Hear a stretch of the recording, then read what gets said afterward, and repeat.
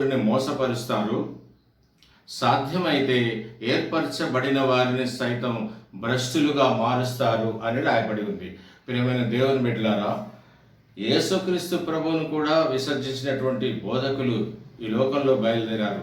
నిజ దేవుడిని వదిలిపెట్టి నేనే దేవుడిని, వాళ్ళు కూడా నేనే దేవుడిని అని చెప్పుకునేటటువంటి స్థాయికి ఎగబాకినటువంటి అబద్ధ ప్రవక్తలు ఉన్నారు అని మత్తయి సువార్త 24:24లో కొత్త నిబంధన గ్రంథాల్లో కూడా మాట్లాడుతున్నాడు. అబద్ధ ప్రవక్తలను వచ్చి సాధ్యమైన ఎడల ఏర్పరచబడిన వారిని సైతం భ్రష్టుల్ని చేస్తారు, మోసపుచ్చుతారు, సూచక క్రియలను మహత్కార్యాలను కూడా కనపరుస్తారు అని రాయబడింది.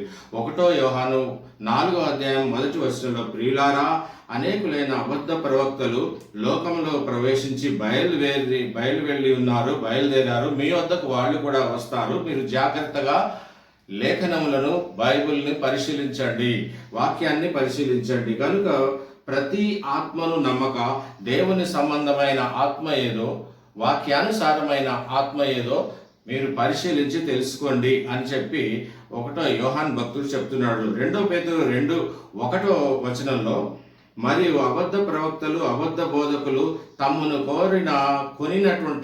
తమను కొనినటువంటి ప్రభువును కూడా విసర్జించి నాశనమును కొని తెచ్చుకొని భిన్నాభిప్రాయములను కలుగజేసి రహస్యంగా నాశనమును బోధిస్తూ ఉంటారు అని రాయబడి ఉంది. ఇర్మియా భక్తుడు, పాత నిబంధన గ్రంథంలో ఇర్మియా భక్తుడు కూడా చెప్పాడు. 14వ అధ్యాయం 14-15 వచనాలలో ఆయన మాట్లాడుతున్నాడు. ప్రవక్తలు నా నామమును బట్టి అబద్ధ ప్రవచనములు ప్రకటిస్తున్నారు, కావున నేను వారిని పంపకపోయినను నా నామమును బట్టి ఖడ్గమైనను క్షామమైనను దేశములోకి రాదని అబద్ధము చెబుతున్నారు.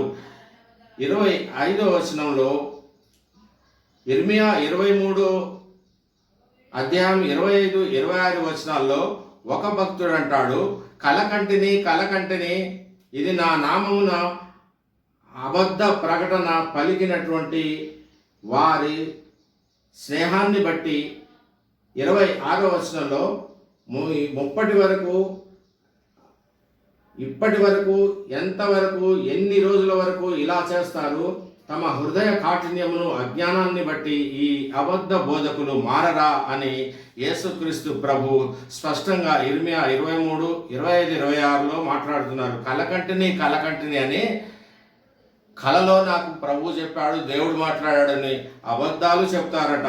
అలాగే ఇర్మియా 27:16లో దేవుడే చెప్పాడు అని 27:16లో చెప్తున్నాడు. దేవుడే నాకు చెప్పాడు అని చెప్తారు.